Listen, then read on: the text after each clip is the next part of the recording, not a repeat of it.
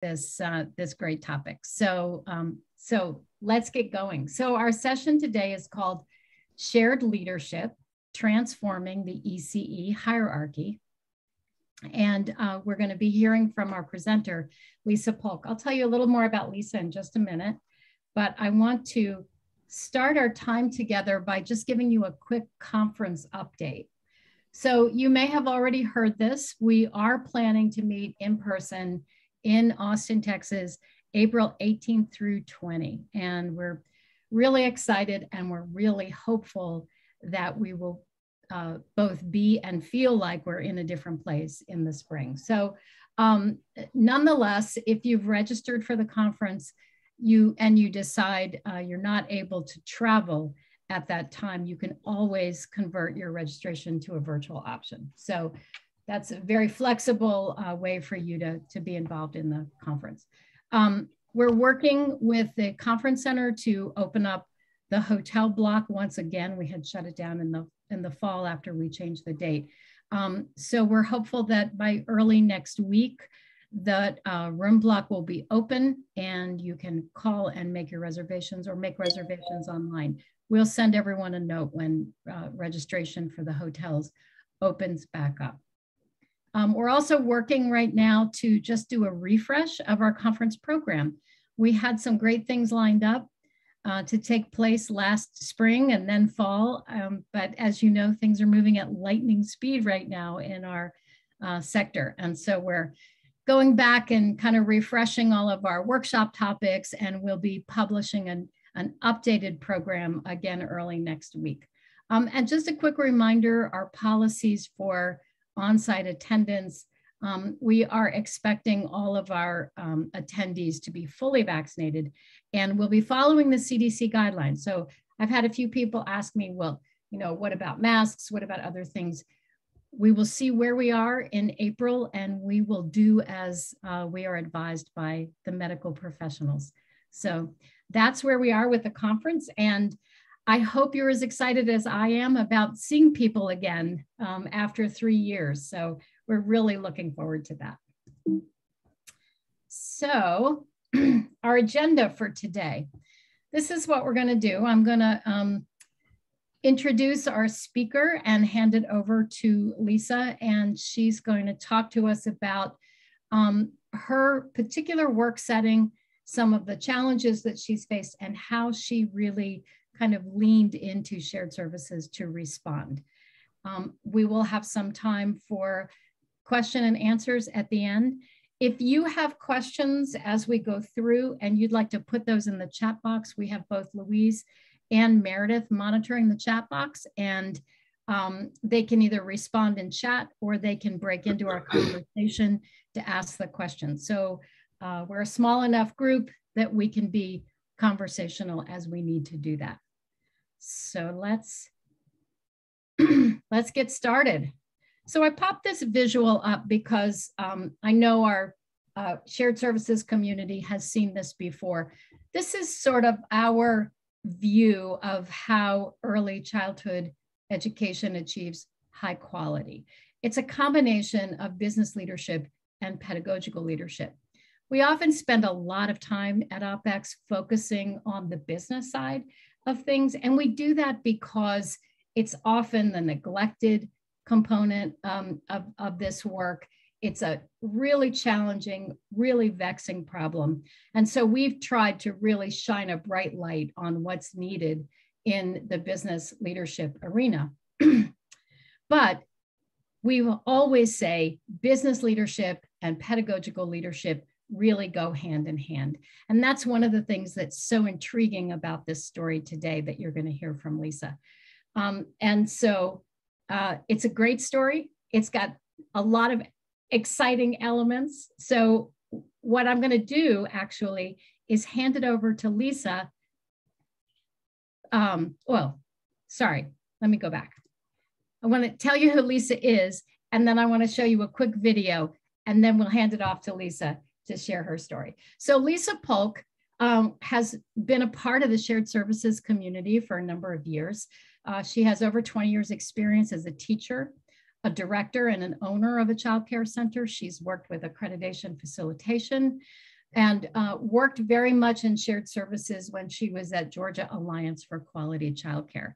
She's been a CDA instructor, a community college instructor, is involved with the AEYC in Georgia. She holds a bachelor's and a master's degree in early childhood, and currently she's working on her doctoral degree, focusing on teacher leadership. And I think that's especially pertinent because that's a great segue into the story that Lisa's going to tell you about her work now. So as I said, let's start with this video.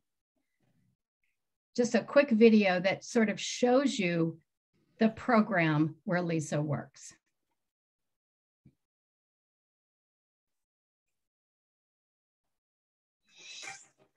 In today's Positively Georgia segment, it's been hard for many companies to get back on track after the economy took a dive a couple of years ago. But I found a pair of business owners in Union City who didn't want to just make money when their business recovered.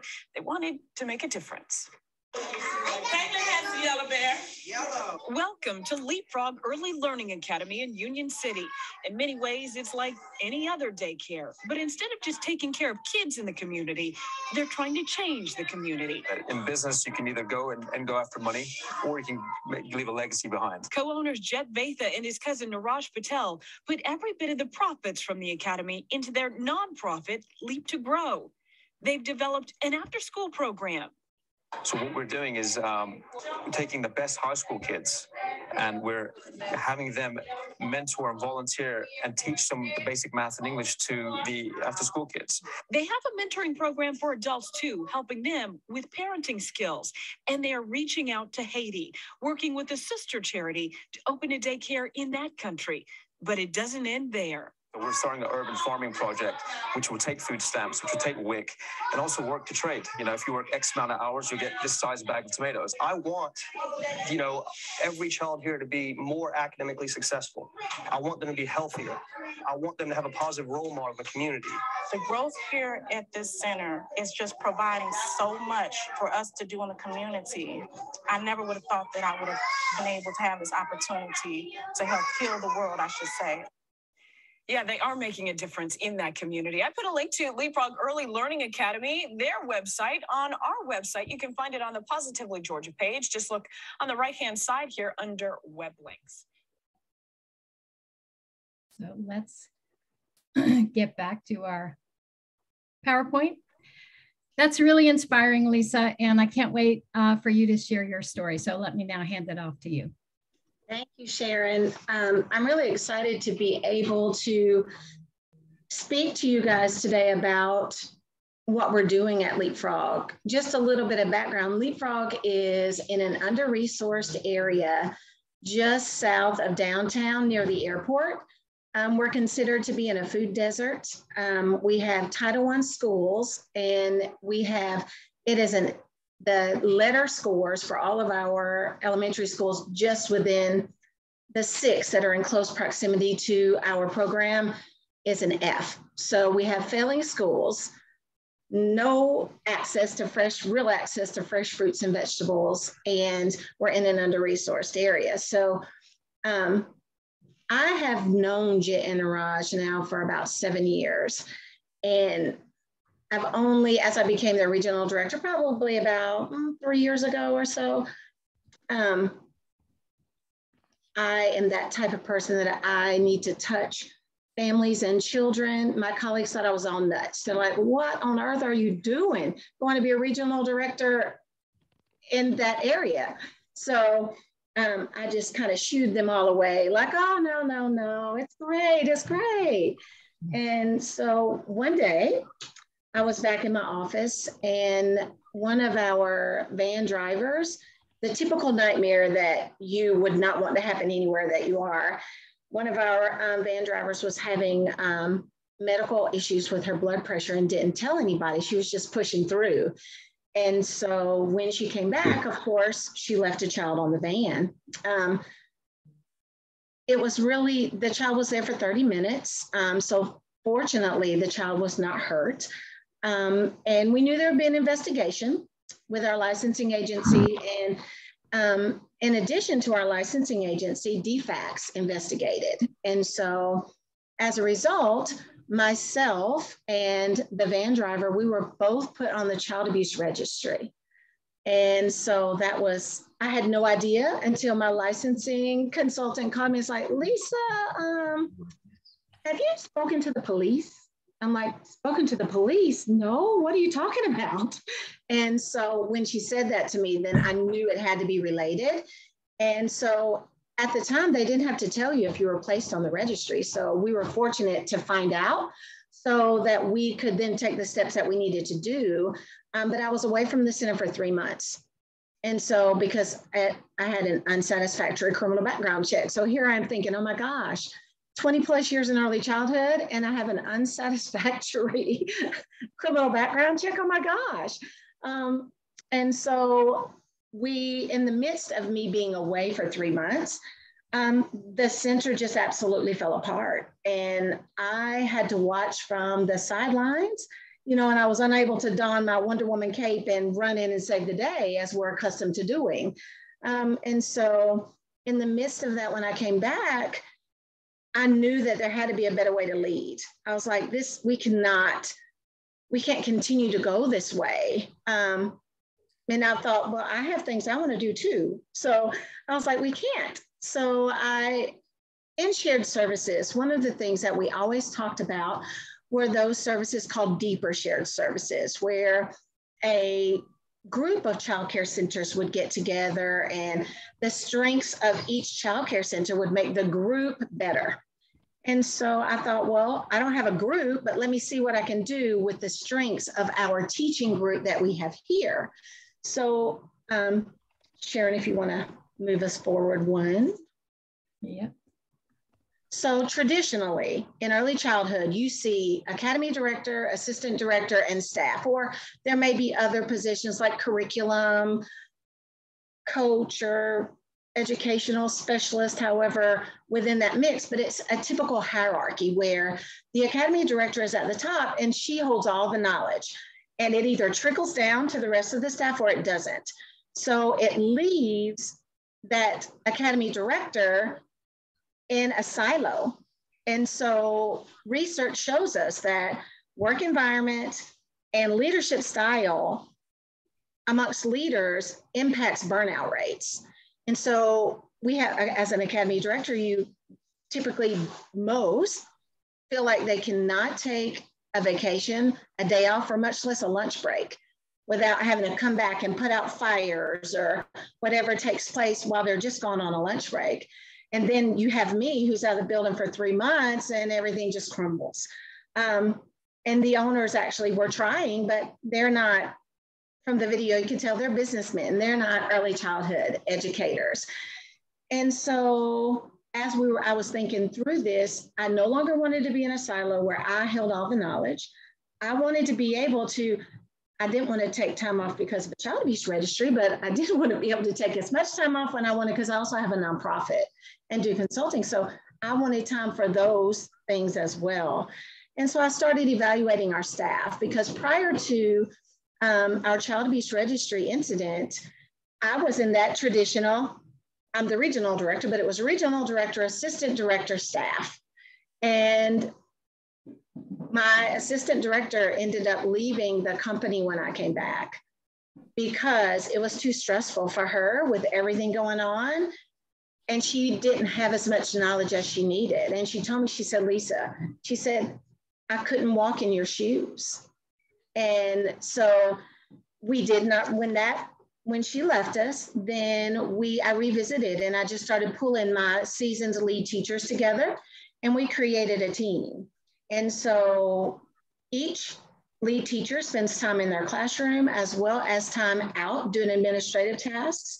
But this way, I'm no longer the sole keeper of all of the information. So if you see the diagram of the shared leadership, it goes both ways. So what I know, they know, and what they know, I know. And so it doesn't matter if one person on our team is away or moving, it doesn't matter, because we all have the same information. And that's the key, I think, is having that, because when we think about work environment plays a key role in whether or not your staff are, if you can maintain that longevity, what the quality of your programming is. So our work environment, everything has gotten so much better because we have changed the way that we lead. And so our staff are more empowered. We actually, all of the leadership team, we have polo shirt uniforms. So all of the leadership team have a red shirt and then everyone else has a blue shirt. And so I have staff now asking me, how can they get a red shirt? Miss Lisa, how can I get a red shirt? Because no one is above anyone else. We're all on the same team. So everyone is equal. So there's no egos with administrators that are like, oh, well, I'm the administrator, so you have to do what I say. They're all on the same boat. They're in a classroom half the day and then they're out of the classroom half the day in order to help. So right now I have 3 leadership team active members, because once you empower staff, you have to be prepared for them to blossom and grow the way that they want to and go in the direction that fills their soul. And so we did that. And 2 of my staff actually are in the public school system now, but they come in the afternoons and help me a couple of evenings a week. And they mentor my newer staff. And so now I'm in the process of coaching and bringing more team members on, more red shirts, as they call them, more red shirts on board. So we have, that is coming more for the afternoon because I split it up. So I have team members that help me in the morning and team members that help me in the afternoon. So my mornings are really good. So now I'm just working on the afternoons now. So Lisa, we have a question from the chat box. Yes. So basically folks want to know more about the roles and responsibilities of your leads. So is each teacher or staff member fulfilling a different role? Do they all work in the same goals? You know, do some focus on administrative duties, some focus on curricula? Help us understand more about how that works. We all do everything. So we do have specific tasks, for example, the administrative tasks. So one of my team leaders does all of our food program, as far as the meal counts and things like that. Another team member focuses on the immunizations. Another team member focuses on, I'm trying to transition off that transportation, but I've kind of held that close. Since the child abuse register, I'm not quite ready to let that go yet. But we all share everything. Everyone does tours. Everyone does coaching in the classroom with the teachers. I have a whiteboard. And so we all have their certain shared tasks. We all answer the phone. We all take payments. Everything that's operational, we all share, but there may be one duty that's specifically theirs, just because if you have too many hands touching certain things, you want to have one person responsible for your immunizations, one person responsible for the food program things. But then outside of that, we all share. We clean as well. So we used to have a cleaning person that would do our main walkways.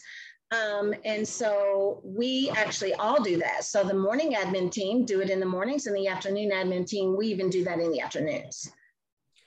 Elisa, I also have one other question. Do you have multiple sites or do you have one site? We actually have multiple sites. We have the preschool site, and then we have the after school program. And actually, the owners are in the process of expanding right now. I know during pandemic and you're expanding. So they actually were moving the after school location that's 5 minutes away, directly across the street from us, in a property that they own. And then they just purchased a child care center behind the church. So now we have like the whole corner. The whole corner is a leapfrog corner now. So do the red shirts rotate across sites, or do they just? Yes.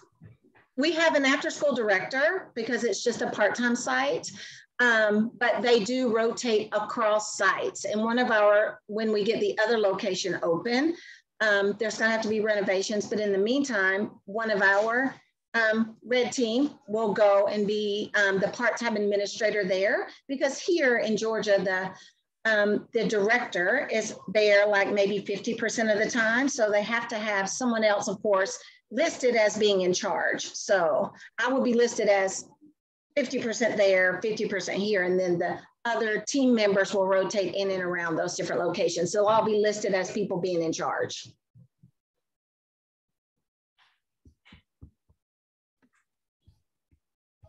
Should we go to the next slide? Yes.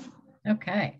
So people While we're want to know. shifting, Well, I I'm just sorry. want to say, someone in the chat box is saying they love the idea of red shirts as a fun way to distinguish, you know, the difference. And then we're all dressed alike, so nobody's different. The whole point is that it's a team and that we function and we operate together. And so the cost of this, you have to staff your program anyway.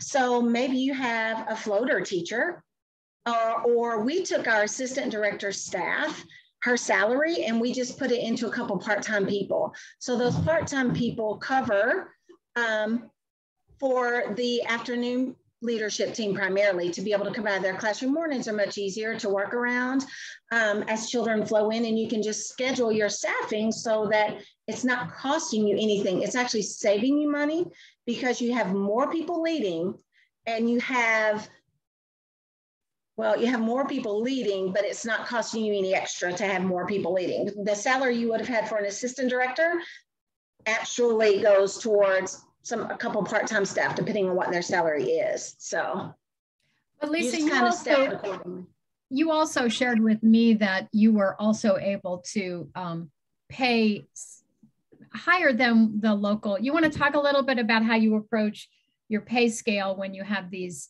sort of area positions of greater responsibility? Yes, and one of the things is thinking of tying in the business benefits of shared services with the pedagogical. When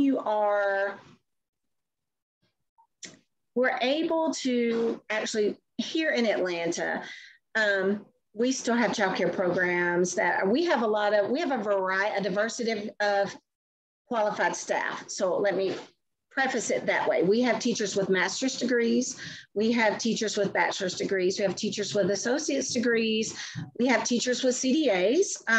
And we also have, the goal is for all of we want to build that depth on the bench. So we're working without getting something for all of our assistant teaching staff as well. But in Atlanta, those positions typically, there are still childcare centers paying trying to pay $12 an hour for someone with a degree. And so we actually pay our degree teachers $17 an hour. And then we pay our teachers with a CDA to start, depending, we may do 13 or 14. And we've been able to do that because of saving the different salaries, but being able to take advantage.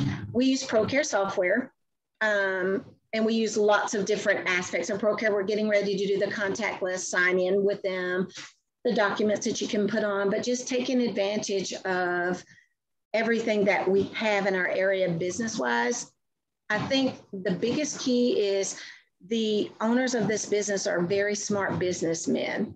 And so we maximize our enrollment. So we are full with a wait list in every single classroom. That's another reason for the need to expand. And that's also because we're in a pandemic. In Atlanta, they're still not at full capacity back with early child care centers. And we have a lot of programs around us that are still struggling to get enrollment or even to get staffing so that they can have the enrollment. But because we lead the way that we lead, the working environment is better, the staff feel empowered, they have buy-in to the mission, and then we're able to maximize our enrollment. We're actually over-enrolled by about 15% because you're always gonna have about 10 to 20% of your children absent every day.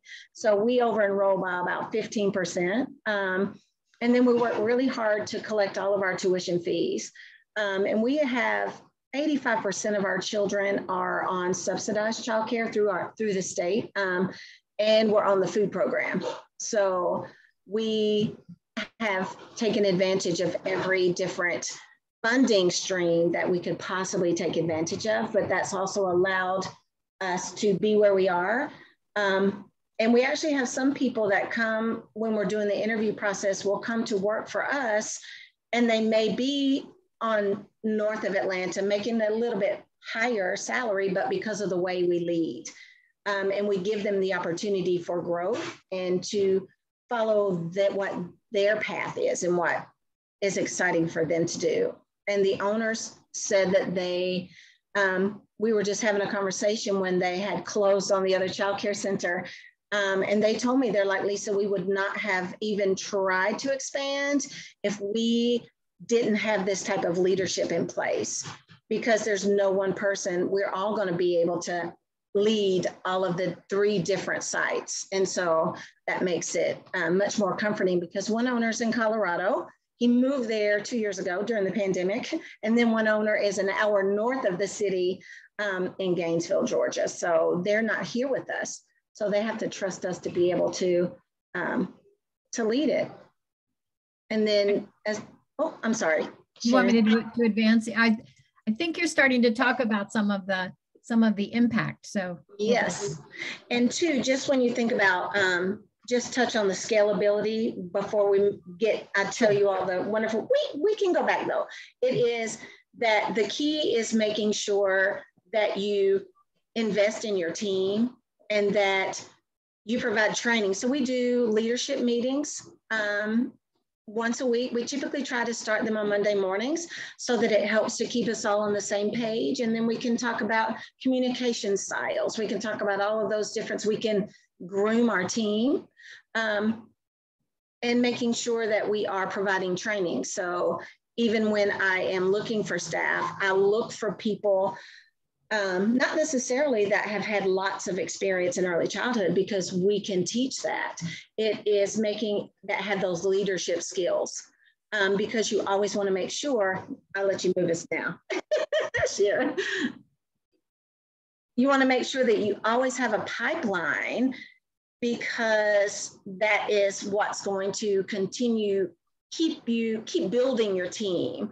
And so I talked about them feeling more empowered and just their confidence levels when they have done a tour and the person enrolled and they're not me, or when they go in and coach a teacher on lesson plans, and I didn't have to do that. Communication across our sites have gotten it's so much better and more streamlined, because we all know the same information. So no one has to go, oh, wait, Miss Lisa's on lunch. Can I have her call you back? They can answer those questions. I always tease them and tell them they block for me now. They'll handle it, and I don't even have to take the phone call anymore. And so we have more laughter, more camaraderie now. The teachers just feel more of a part, and we love to eat. So they'll even come to me now and go, hey, Miss Lisa, can we have breakfast or lunch today? I'm like, sure. And what do you want? And then I just let them go. I'm like, okay, choose your place, pick it out, and here's the card. Go, do what you need to do. I talked about too that, newer staff will come and join us because of the opportunity to grow. And they'll come from we have had teachers that, Atlanta's a really pretty transient place. And so we've had teachers that will move south of the city where we are, but still work north of the city, which would take them an hour in our traffic to get there or longer. And so they're looking for something closer, and they'll come here. I actually have 2 staff that were former directors at another location, but because of the way we lead, they knew that there was still opportunities for them, but it gave them a chance to just sit back and breathe and just enjoy the work again, and then be able to move in with those red shirts so that they've been refreshed. They don't feel stuck. Because the owners of the program are very forward thinking, out of the box thinking gentlemen, it was easy for them to allow me to be outside of that traditional box of the leadership structure. And so we believe that happy teachers, that's what's going to be happy families. The children are going to get the best experience, especially in an area where we are, because we have just the demographics of the families that we care for. I mean, we have those families that you hear about on the news where the father was shot in the street for drugs and things like that. So we have children that have actually had their parents murdered like that. We have a lot of foster families where the child may have gone from 5 or 6 or 7 different foster families. And so by the time we get them, they're completely deregulated and trust no one. So we have lots of different, and I tell people that this is probably unlike any place that they've ever worked. It's definitely unlike any place that I've ever been, even owning a center. Wow. Can you talk a little bit more about your career pipeline? So we know that, your lead teachers, your teachers have opportunities to move into leadership. Mm-hmm. What kinds of supports do they get in terms of growing their professional credentials? I know you do training. Are they able to access college courses? I'm assuming maybe, I think you have Teach in Georgia, but talk a little bit more about how people move along that career pipeline. Absolutely. Once they decide, and I try to feel them out even during the interview process, so that I typically like to start, I teach a 15-week course for another nonprofit that prepares, it's 30 hours, and it prepares teachers to be substitute teachers, actually. And so it's called the Early Childhood Career Pathway, Teacher Career Pathway. So any of my new staff that have not ever had any experience in early childhood, I put them in that course first. And then after that course, then they're typically feeling a little bit more steady. And then we just either transition them, we help them get signed up for college courses because we do have scholarships and stuff here in Georgia to help them with that. Or we get them connected with a CDA course.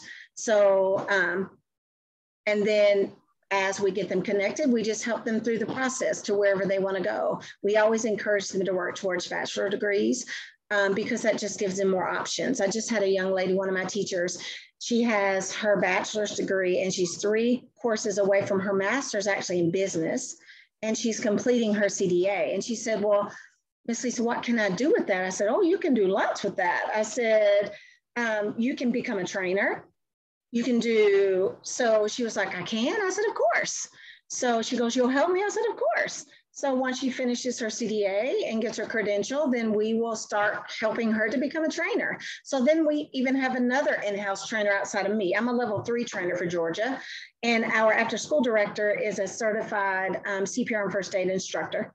So we will just help them move into that. And then we'll have another trainer on the team. Lisa, we have another question from the chat box. Yes. Someone is asking if they're curious if you're accredited and using NAEYC ratios.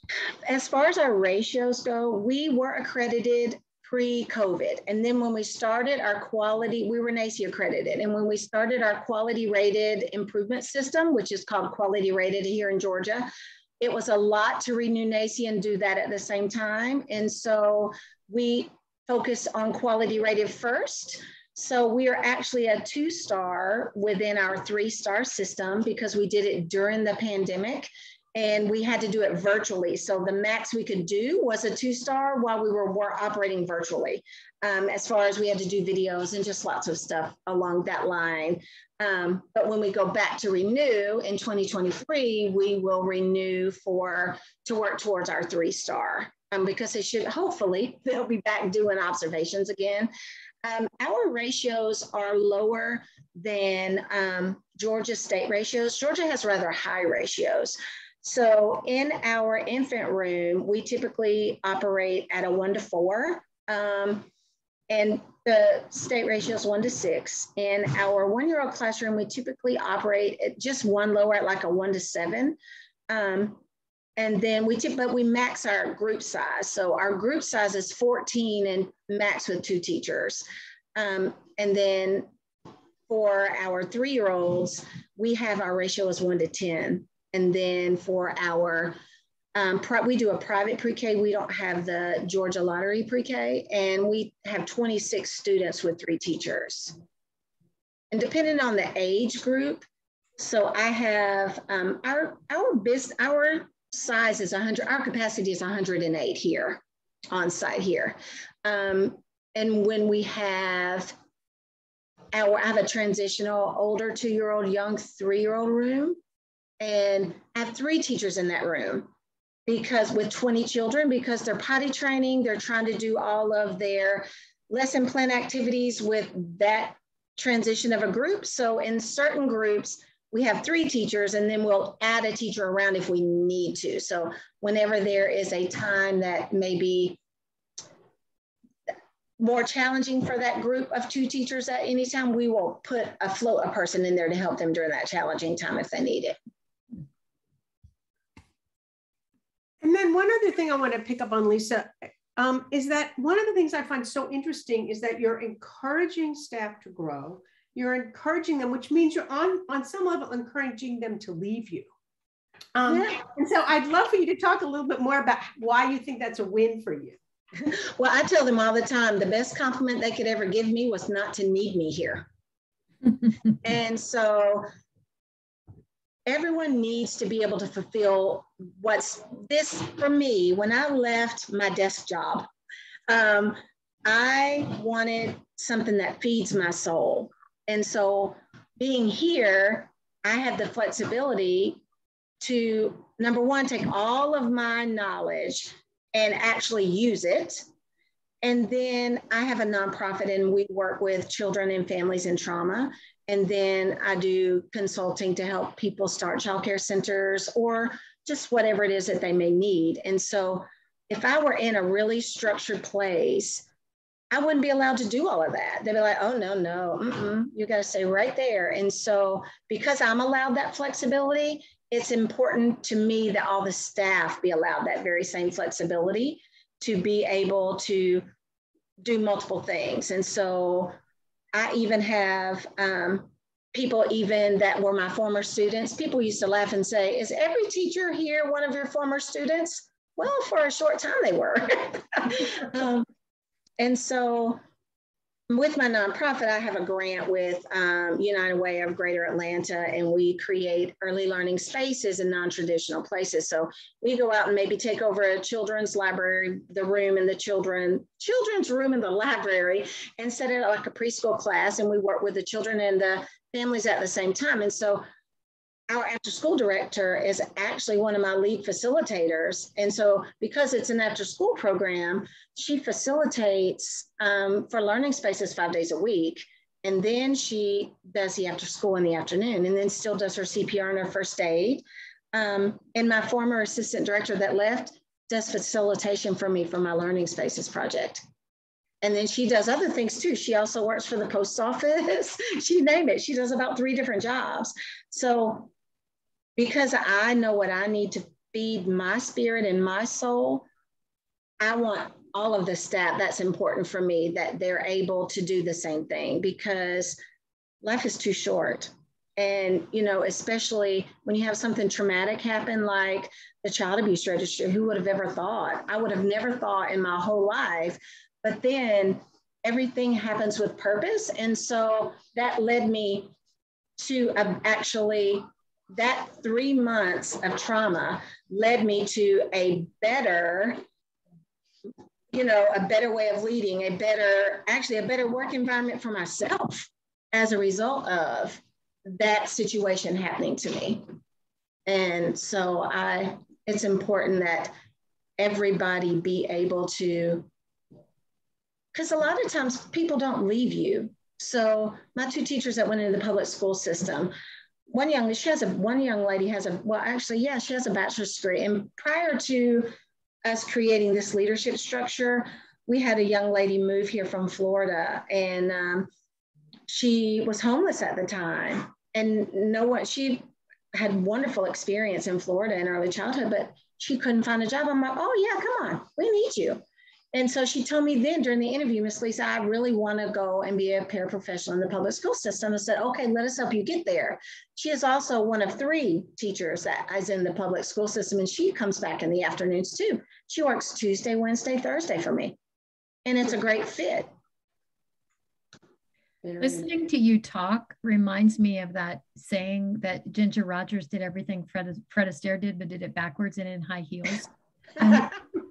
Thinking about how you are tapping all of the assets around you and making all the trains run on time is it's really kind of amazing. And truly, when I say that what you just said is that key part of shared services, where you can tap into everything around you to make your organization better. So the strengths of the whole come together to make the organization better. And so, yeah, it definitely takes a village, a community, a city. So speaking of village, you all, this is not set up as a webinar, this is set up as a meeting, which means that you can unmute yourself and you can turn on your camera if you choose to do that. And if you would like to jump into the conversation, I think we're in the Q&A part now, but actually I'm going to leave this slide up because I like it better. And but if you'd like to just jump in and make an observation, have another question, feel free to unmute yourself and on or off camera, just join us. Luann, do you want to unmute yourself and ask that question in real time, or do you want me to read it? No, I'm happy to. This is great. Thank you. I always appreciate hearing from others across the country. I was going to turn my video on. I'm thinking about the fact that the positives of asking teachers, offering teachers the opportunity to have different roles, administrative roles. And then I also worry about asking folks to do these administrative tasks and still being paid at what seem like, and I know regionally things are different, but what still seem like pretty low compensation levels. And that's a real concern for me. So just wanted to throw that out and see if you've had any thoughts about that. Well, and I think it's all in the presentation, because if I were to present to one of my leadership team that I just want them to, they're going to still have to be here, but could they just go and handle this for me?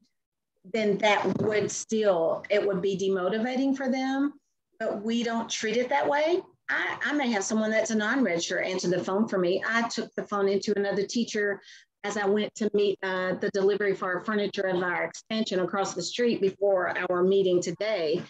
And she's like, oh, of course, Miss Lisa, no problem. Do you need me to do anything else? And so I think it is all in the approach of how it is presented and how it is maintained. Like, there is no question here for anyone that we're not a team. And we do have some people when they first started on our leadership team that weren't making, and it's different. So my non-degreed leadership team, they don't make what my degreed lead teachers make, but the appreciation and the value and the teamwork makes that so that that's not the make or break factor for them, because they are getting to, and we do, once they've gone through, they've had time on the leadership team, then we have given them raises, to bring them up above where they were. And then we try to appreciate what they do. So we had a teacher that just started with us a week ago that's been absolutely amazing. I was telling the owner, she goes, write her a check for $100, Lisa. Okay, I did. And she was like, oh, I said, well, we value you. And so I think it's how it's presented. So is there in your salary scale, is there an extra piece of compensation for those who are taking on those additional, for the red shirts? No. So I could be, to earn it. Yeah. I could be a lead teacher with no admin responsibilities, but the same degree and years of experience, and be making the same as someone who's got that red shirt and doing the other stuff. Although it sounds like it sounds like you're not saying do this in addition, but do this instead of for this period of time. I think that that's probably the yes. And we have no benefits. We just have a 401k added a year ago. There's no health insurance, but we do help them access health insurance, but there's no benefits. So the thing I think which helps with that work environment piece is appreciating people when you see them doing something. So like giving the teacher the $100 bonus, or so it's appreciating them as we're going through the process. One of my leadership team came and she's like, Miss Lisa, is it possible for me to get a raise? And she's on my leadership team and she doesn't have her CDA finished yet. And so I said, let's get your CDA so that you are at that minimum qualification lead teacher wise for Georgia. I said, and then we'll gladly give you a raise. So it gave her something to work towards and she was excited about it.